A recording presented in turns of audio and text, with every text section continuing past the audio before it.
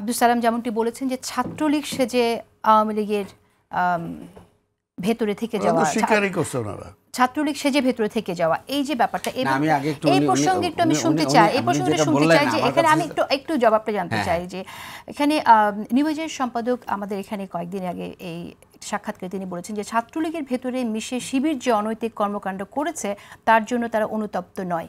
আপনারা তো নীতি, নৈতিকতা, সততার রাজনীতি করেন, তাহলে এই যে আপনার অসততা, সেজন্য একটা অনুতাপ কি তাদের মধ্যে থাকা উচিত কিনা আপনি কি মনে করেন? আচ্ছা, আমি রিপ্লাইটা দেব, কারণ যাই হোক না কেন, কিন্তু এটা তার আগে আমাদের সালাম ভাই একটু কথার একটু রিপ্লাই দিতেই হয়। এই প্রসঙ্গটা একটু ছোট করে বলে নেন না, আমরা তাহলে অন্যান্য প্রসঙ্গে যেতে পারি।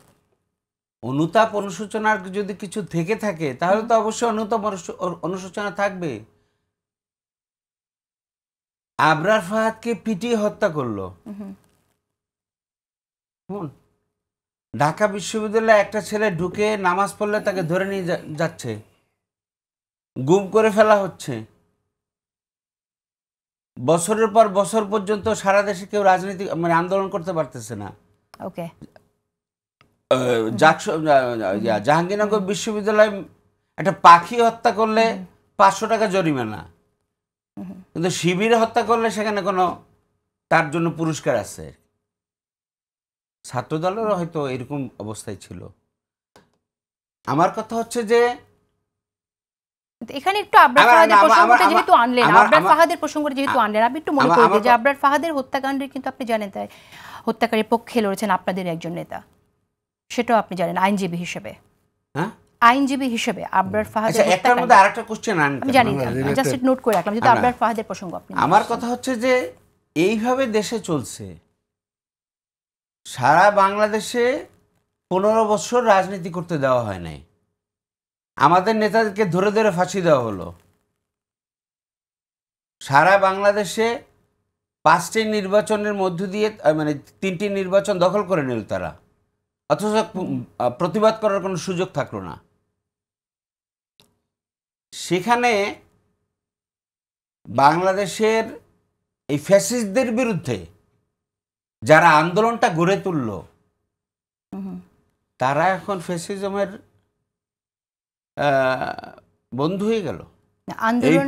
এই প্রশ্ন কি করার কোনো সুযোগ আছে? এই প্রশ্ন করার কোনো সুযোগ নাই পৃথিবীর রাজনীতির ইতিহাসে। পৃথিবীর রাজনীতি জামাত ইসলামী গড়ে তুলেছিল কিনা সেটা একটু জানতে চাই। অবশ্যই জামাত ইসলামী একটা মানে মূল স্টেক, ছাত্র শিবিরের স্টেক, বিএনপি স্টেক, কোনো সন্দেহ নেই। কিন্তু তাহলে ওই কৌশল ঠিক আছে, এখন না না, এই কৌশলটাকে কেন আপনি অপকৌশল বলছেন? পৃথিবীর ইতিহাসে যত আন্দোলন হয়েছে আপনি দেখেন, ভারত বিরোধী আন্দোলন, আপনি দেখেন মানে স্বাধীনতা যুদ্ধের আন্দোলন, সেখানে কারা কিভাবে আন্দোলনকে গড়ে তুলেছেন। ওকে, তো আপনি ফ্যাসিস্টদের ভেতরে ঢুকে যাবে, ঢুকে আপনি তারপর আন্দোলন। আজকে আমাদের যুদ্ধকে সম্মান করি, গেরিলা যুদ্ধটা কি? সেটা তো তাদের ভিতরে থেকেই কাজ করে, তাই না? এই সমস্ত এটা হলো একটা যুদ্ধের কৌশল।